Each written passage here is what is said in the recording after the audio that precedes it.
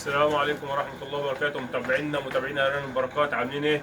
يا رب تكونوا بصحة دايما كده، يا رب تكونوا كويسين. النهارده هنعمل فيديو مهم جدا، وهو وزن الفطام على عمر 35 يوم. أنا فطم لكم معاها عدد اللي هو كام؟ 8 عمر 35 يوم. الناس عايزة تعرف الأوزان بتاعت السلالة الكويسة، الأوزان اللي هي تحول معاك بسرعة. طبعا الوزن ده يا جماعه بتاع الخلفه ما بيجيش طبعا كده وخلاص، لا بيجي بمجهود. طبعا اللي انت بتطلع سلاله كويسه، بتاكل علف كويس، بتهتم بالتهويه بالنظافه، مع بص هي مجموعه كده ايه عوامل مع بعضها بتعملها وبتظبطها عشان تطلع بالجوده اللي انت عايزها اللي هي تراضيك. بس الاساس بتاعها هو السلاله اللي هي الام ذات نفسها، والاب لازم يكون الاب والام دي فيهم صفه التحويل، الهرمونات بتاعت التحويل عندهم تكون عاليه. خدت بالك؟ عشان يديك وزن محترم على 35 يوم، لما تيجي تاكله ما يحصلش فيه اسهالات وانتفاخات ويحصل فيه مشاكل معويه، تكون المعده بتاعته كومولت اللي هي تبقى تقدر تاكل مثلا من غير لبن، لان برضو اللبن بيساعد على الهضم والكلام ده. تكون معدته بقت مكتمله، تقدر اللي هي تهضم الاكل من غير اللبن. طبعا هنوزن الخلفه. هي الخلفه يا جماعه، اخش كده في التليفون يا معلمي اهي. 8 حتت مع الام. انا والله العظيم ما اعرف اوزنهم، انا هنوزنهم كده قدامكم ببركه ربنا عز وجل. بس انا عشان واثق في السلاله بتاعتي وعارف السلاله بتاعتي اوزانها ايه، فاوزن على طول مباشره على الميزان قدام الناس. خدت بالك؟ 8 حتت عمرهم 35 يوم بالظبط، ولا يوم زايد ولا يوم ناقص. الخلفه دي خلفه من طبعا بابيون، بسم الله ما شاء الله عليها اهي. ريحها طويل، وزنها محترم من سلاله طيبه فيها صفه انتاج وصفه رضاعه وصفه تحويل. هل الامهات اللي عندنا اللي احنا مظبطين قعدتها كلها بثمانيات وتسعات، هل الخلفه دي هي اللي الام بدولتها؟ طبعا لا. نبقى صراحه مع بعض، مش هي الام بتجيب عدد اكتر من كده، بس احنا بنعمل عمليه تبني للخلفه مع الام ما تتخطاش من 8 ل 9. وفي ساعات بيحصل عمليه، مش هنقول بقى عمليه اعدام لان ده حرام ان انت تعدم ارنب صغير، بس في ارانب ضعيفه انت بتستبعدها فهي ايه بتموت. ليه بقى بنستبعدوها؟ لان الاعداد بتبقى كتير، الاعداد كبيره. خدت بالك؟ فعشان احط الاعداد دي كلها للام، انا مش هطلع بالوزن اللي انا عايزه على عمر 35 يوم. ليه؟ لان انا محتاج وزن عالي عشان ينجز معايا في التحويل، وفي نفس الوقت ما يهلكش الام وما يضيقش العين معايا. فانا بسيب من 8 ل 9 مع الام عشان ينجزوا في التحويل معايا ويدوني تحويل عالي. بس دي كله برضه يرجع لصفه الام وصفه التحويل. هنخش طبعا على الميزان وهنوزن الثمان حتت ونشوف الثمان حتت هيجوا قدين، وهنوزن ايه لوحدهم واحد واحد، وبعد كده نحطهم كلك على الميزان نشوفهم ايه هيجيبوا كام كيلو. هنا كده الميزان اهو اصفار اهو، تك عليه صفر، اوزن بصبعي الميزان هو اهو، نشيل الميزان يصفر كده الميزان بتاعنا مظبوط. خش مثلا على الارانب. طبعا ارانبنا جايب ايه؟ ادي واحد ابيض، اثنين بيض، ثلاثة بيض، أربعة أبيض، وثلاثة بابيون، وواحد شنشيل. هنبتدي نوزن بسم الله الرحمن الرحيم. ده كام؟ الله أكبر. الناس قبل كده الكاميرا يقول لك انت جايب ارانب من عند امهات، انت جايب ارانب من مش عارف منين. احنا ماشيين بما يرضي الله والحمد لله رب العالمين، ومش محتاجين شكرانيه في نفسنا. دلوقتي انت جيت صورت لك الخلفه مع الام واقفه دي، لو خلفتها هتعضها وتبهدلها وتاكلها وتعمل فيها بتاع. خلفه عند امها، الام فاضل لها 5. الام ديت الخلفه دي عمر 35 يوم، الام دي فاضل لها 5 ايام اهي. الخلفه اهي عند الام اهي، دي خلفتها فاضل لها 5 ايام وتولد. فاحنا هنضطر ان احنا نفطم دلوقتي حالا ال8 حتت، وممكن نسيبه حته واحده عشان التهاب الايه الضرع. عشان الام دي فاضل لها 5 ايام وتولد، وانا علقوا لها السلوك. الحته دي جت كام؟ كيلو 190 جرام. نشيل دي ونجيب واحد تاني هو الاثنين كده مع بعض. كام ديت؟ بسم الله ما شاء الله. الناس كده بقى تقول لك انت كده بتحور، والله العظيم هيقولوا انت كده بتحور. بص ادي البرنيكه شوف. زق البرنيكه هناك شويه مش مبينه الميزان. لا انا عايز نعرف البرنيكه مظبوطه كل حاجه. صور كيلو معتز جاي كيلو 400. كيلو 400. الفيديو ده انا عارف اللي فيه ناس هتطلع قسما برب الكعبه وقسما برب الكعبه الارانب ديت عمر 35 يوم مع الخلفه مع ماشي. في حاجه في الفيديو تصور؟ صور قسما بالله يا جماعه الامهات ديت عمر 35 يوم مع الام. عمر كام؟ 35 يوم مع الام، والام دي عشر فاضل لها 5 ايام وتولد. ودي الوزن اللي انا فاكره عشان بس هنعرف اللي فيه ناس ياما هتطلع تتكلم. دي كيلو و400 جرام. هتقول لك 35 يوم جاي كيلو 400. هنقول لك دي طفرات بسبب التهجين بتاعنا. ادي طفره اهي هتلاقي وزنها قليل. حط كده يا ابو معتز كيلو 50 جرام. الميزان جاي تمام مظبوط مع الناس. جاي كيلو 50 جرام. شلت الارنب الميزان صافي. السبب ايه؟ بسبب الطفرات والتهجين. بنهجن بالكرة 5 كيلو وشوية. الكرة 5 كيلو وشوية. دي كيلو و20 جرام، مش عارف كيلو و10 جرام. عشان الناس بس تقول انت الارنب دي جايب وحاطه كده من اللحم. عشان بس عارف انا الكلام ده. وزن كده يا معتز كيلو و200 جرام. كيلو و200 جرام. ام زي دي بتاكل علف بركات. علف مزارع بركات بنصنعه لنفسنا. خدت بالك؟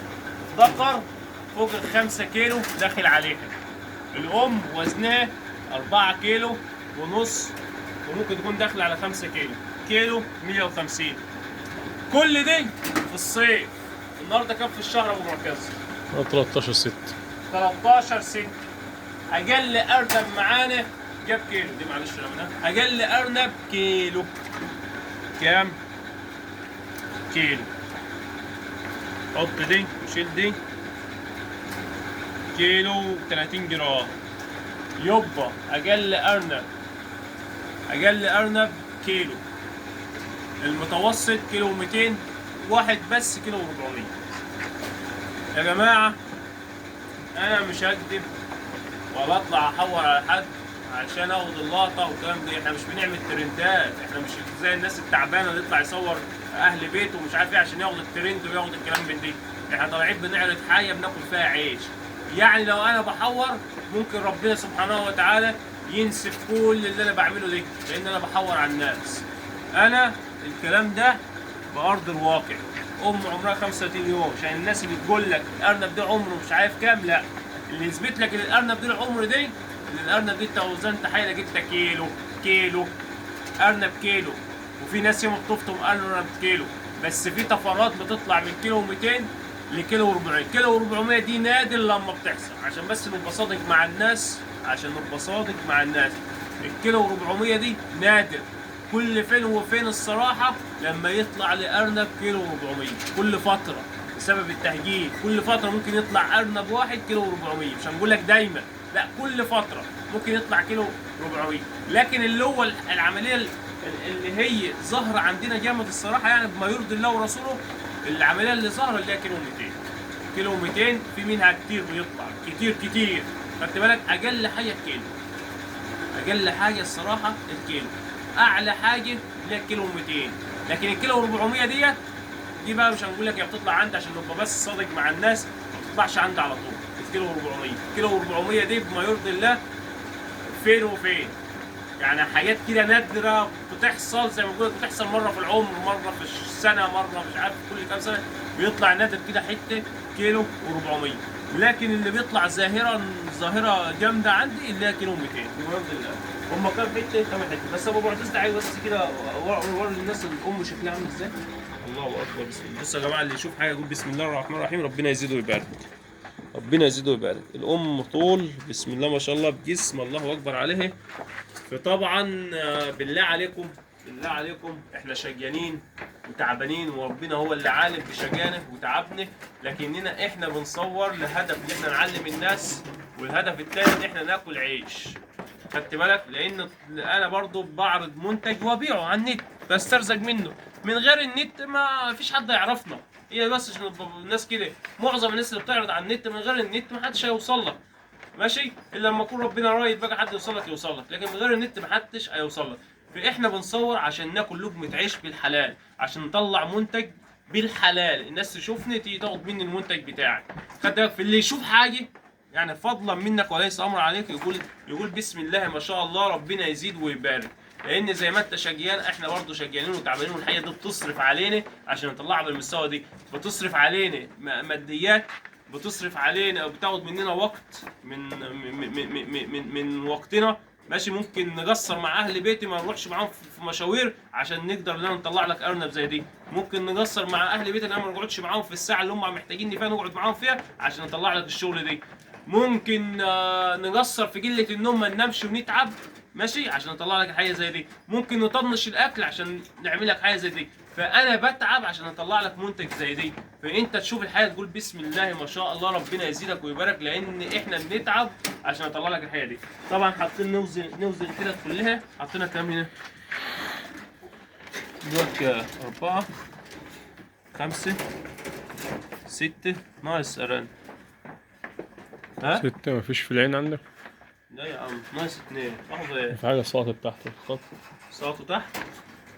والله وقع تحت اهو. استنى نجيبه.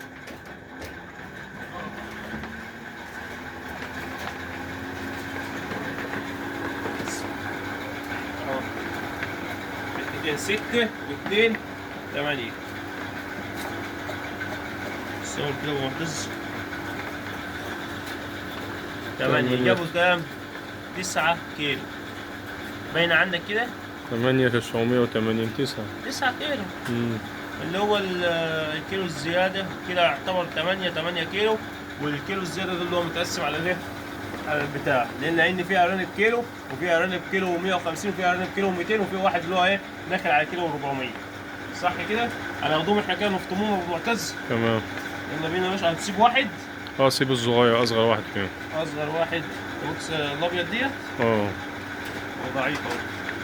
الأبيض كيلو و30 جرام، أصغر واحد كيلو و30 جرام. سيبه ليه؟ عشان التهاب الرحم، التهاب الضرع معلش. يلا بينا يا باشا. يلا ماشي. الأول كده بس صور الناس، ارجع تاني بس عشان الناس ايه ما تقولكش دي ايه؟ دي ايه؟ 580 اللي هو وزن الايه؟ برنيك. وزن البرنيكة. وزن البرنيكة يا جماعة. البرنيكة دي وزنها كده، بتحطها بتجيب الوزن دي، لما بتشيلها الميزان بيرجع ايه؟ لوزن البرنيكة. الناس اللي فاهمة يعني في الميزان. ما بقولكش كانوا مزود حاجة في الميزان، لأن في ناس أعوذ بالله. هنكتب هنا. ماشي. حطه في العين دي. شوف عنده. دي؟ أيوه دي. حطه دي. حلو. بسم الله. بصوا يا جماعة نسكنهم كلها في عين واحدة. هتقول لي العين ضيقة؟ لا، العين ديت اللي هي العين المفتوحة للحم، عين واسعة. طبعا العين دي متطهرة ومحروقة بالنار. عرف الناس برضه. ما بقول. قول لهم مطهرة ازاي؟ ما بقول لك حارقين بالنار طبعا ومطهرين. فاركول اس فاركول اس طبعا. الله ينور عليك. تمام. عشان الارنب يخش طبعا على نظافة، ما يحصلوش اي مشاكل. ايه بقى يا ابو معتز اللي بيخلي الارنب ديت يدي وزن كده؟ تمام. اللي هو السلالة. طبعا. وطول السلالة طويلة. تمام. السلالة ايه؟ طويلة. حتى بص الارنب طويل. بص الارنب ابو معتز طوله قد ايه؟ احنا لسه فاطمينه. هو دي اللي احنا بنتكلم بيه بقى، الصفة بقى وتهجين الذكورة مع الأمهات. الأرنب دي كان واقع في الخط. أيوه. اتعص في ثانية. أنا ما بحبش الأرنب تتعص فيها والله. هو وقع في الخط. بس يا جماعة دي السلالة بتاعتنا متميزة. احنا ما بنقولش على نفسنا رقم واحد ولا الكلام من دي. ماشي؟ ما بحبش النظام ده في الكلام، لكننا بنقول احنا عندنا أقوى سلالة موجودة في مصر في تحويل اللحم. من أقوى السلالات في تحويل اللحم. بنهجن من ذكوره عاليه فيها صفه تحويل فظيعه فظيعه بمعنى كلمه فظيعه. الذكر وزنه فوق ال5 كيلو، خدت بالك؟ الذكر مراعين الام، ما خلوش يشيلوا دهون، خلوا الذكر دايما يكون فيه عضلات. الذكر بيورث الصفه بتاعته للامهات وللخلفه، عشان كده الخلفه بتطلع وزنها زي الذكر وزن عالي. حبيت اوصل لكم المعلومه واعرفكم ايه هو سلاله بركات، والسلام عليكم ورحمه الله وبركاته.